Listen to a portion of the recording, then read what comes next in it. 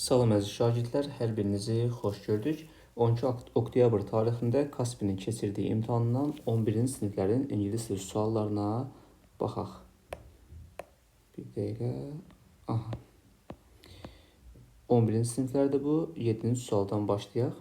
7-ci sualda doğru variant olacaqdır Y variantı, 8-də B variantı, 9-da da B variantı olacaqdır.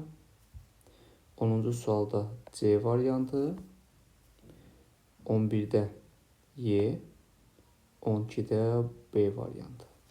Vaxt baxımından izahlarını verə bilmirəm. Bir də readingin izahları olmayacaq. Növbət dəfədən əgər ehtiyac olsa cavab verməyə çalışacağım.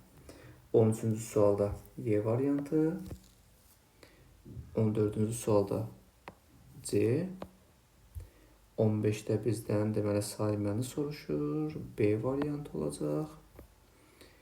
16-da A variantı. 17 B. 18-də C variantı. 19-da Y.